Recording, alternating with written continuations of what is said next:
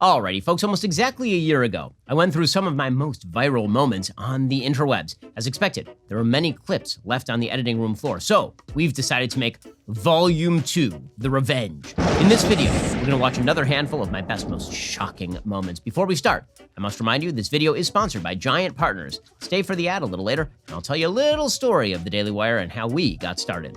If you are going to dictate to me that I'm supposed to pretend that men are women and women are men, no. Okay, but you're still saying these kids should not be accepted because they don't really fit into either place? They can't just I'm saying that the Boy Scouts have a standard. You must be a biological boy to be a Boy Scout. You have to be a boy to be a Boy Scout. Where's that written though? Okay. In the name Boy Scouts.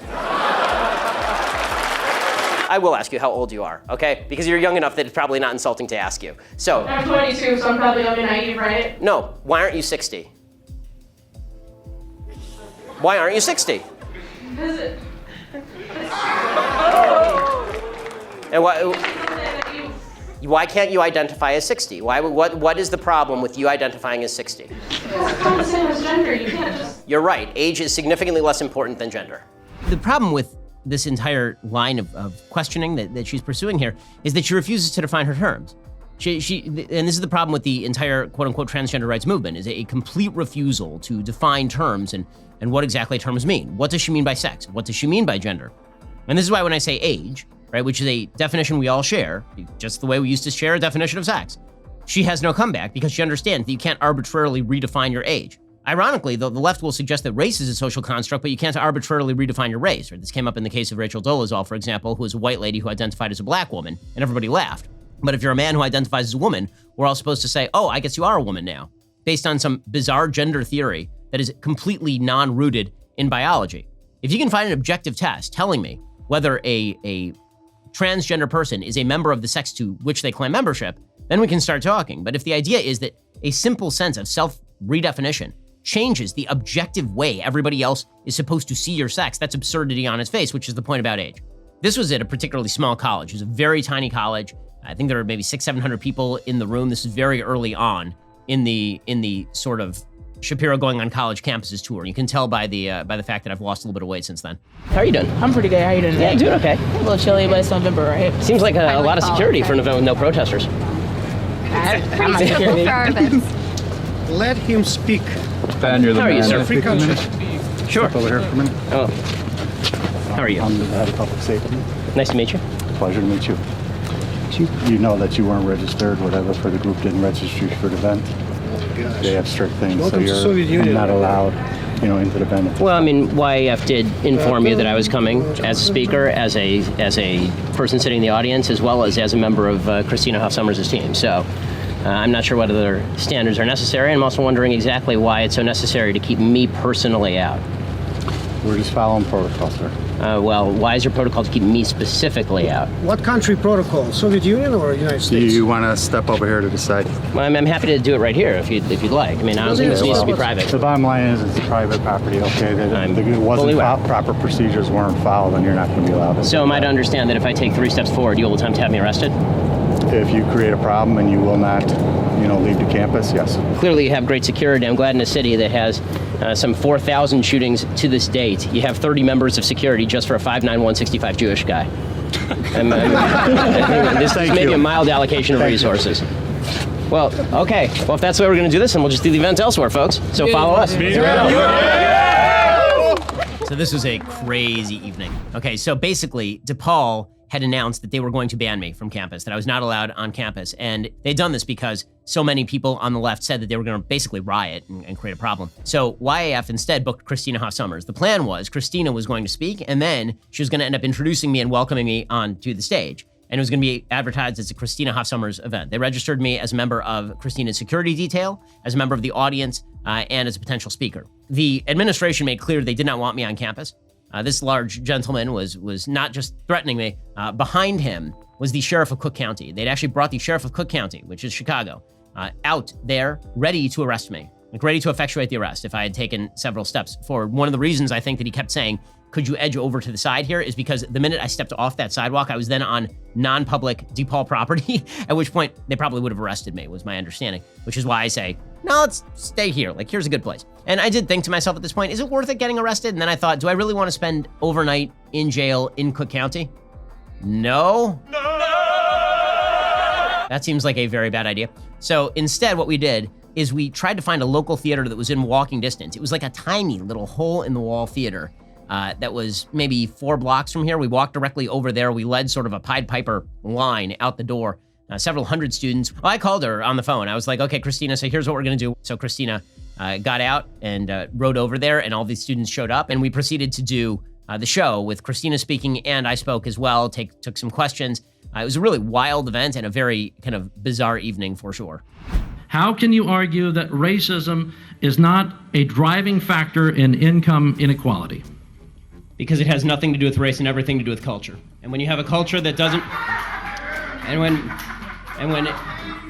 you know what? Explain to me. You explain to me why black kids aren't graduating high school. Explain that one to me.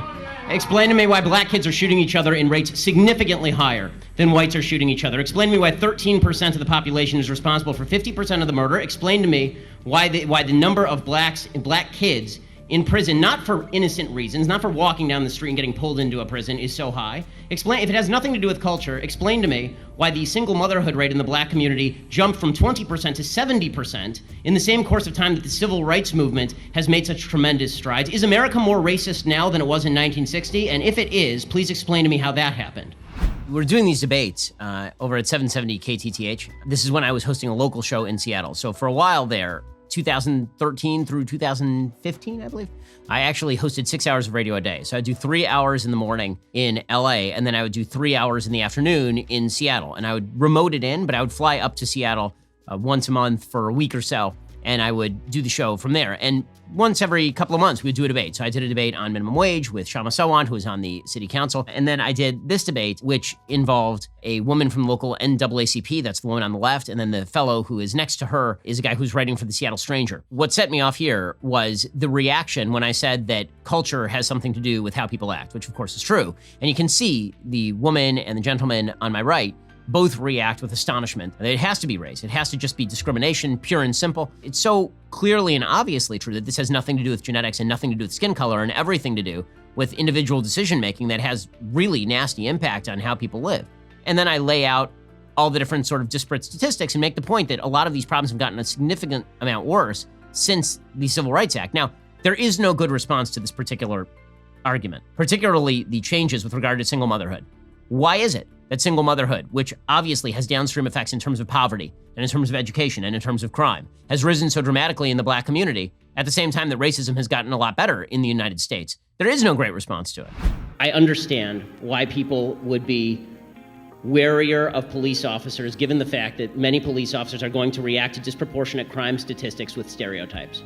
I understand that. There is this idea out there that every person who is born white is born privileged. And I don't think that that is accurate, just as I don't think that every person who is born black is born into a horrible situation. I think that we're all born individuals, and if we can start seeing each other that way, we'll all be a lot better off. I agree. Okay, well, I do remember that over the course of the evening, we went from very stern disagreement to a lot more agreement, and I will say that maybe that had something to do with the persuasive tactics, but it's interesting that she says that she agrees that people should be treated individually. That is precisely the opposite of what the critical race theorists say now. I'm basically just citing pure Martin Luther King here. And at this time, even 7-8 years ago, this was seen as a fairly unifying perspective. You can see things would have changed now. I doubt that the people on the stage, if they have the same perspective, good for them. But I think that if you found people to debate me on race today, that simple statement that people should be treated as individuals would be a controversial one today. We'll get to more of me reviewing some of my most viral moments in just a moment. First, how Daily Wire got started. So not only did we start in a pool house, we started with a dream. But that dream was backed by an actual vision, and that vision was backed by marketing.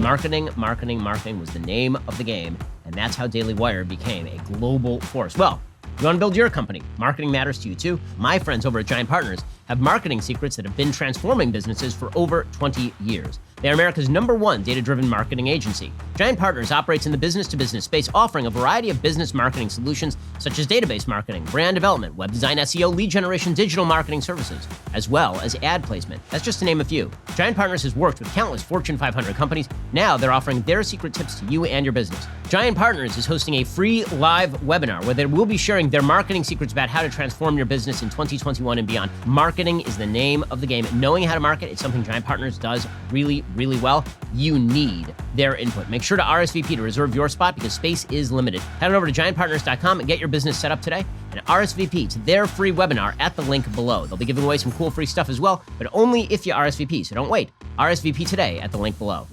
The idea that all of these socialized medicine countries have it so much better than we do, particularly in terms of cancer care, is a joke. We are still #1 in terms of 5-year cancer survival rate here in the United States. Sure, there are different areas where we excel. But Ben, honestly, you're cherry picking there at one particular area that we're good. Overall, we're number 37. That is not a good result. The standard of care is the entire question when it comes to single-payer health care. But the fact is that rationing is mandated as soon as you start having the government run the healthcare system and decide what level of care people get. They don't care about me. They don't know my child's name. They don't know my name. All they know is how much I cost. Okay, so this was a really entertaining debate with Cenk. What was weird about this debate is that, #1, in the run-up, there was all sorts of press about it, and then we packed the stadium. They actually had to move us to a different room because so many people showed up. It was like they were expecting 1,000 people, 3,000 people showed up. And backstage, I was saying to Cenk, like, it'll be Rock'em Sock'em Robots, and we'll have a good time. And then he started to sort of get agitated during the debate and upset during the debate. And it turned into a healthcare debate, which was very strange. The moderator, instead of actually letting us cover a wide variety of issues, just decided to focus in on healthcare, because that's always an area where people on the left think they have an advantage. And a lot of the talk here ended up basically being about healthcare and campaign finance reform. Honestly, I thought it was an enjoyable debate. I thought it was pretty cordial. But there were obviously some moments that went viral. Actually, the moment that went most viral was the moment where he was talking about campaign finance reform and the evils of money in politics. And I was like, well, yeah, dude, you're funded by a billionaire and you take a bunch of money from advertisers. And for a guy who doesn't like capitalism and outside funding very much, you seem like you're kind of okay with it.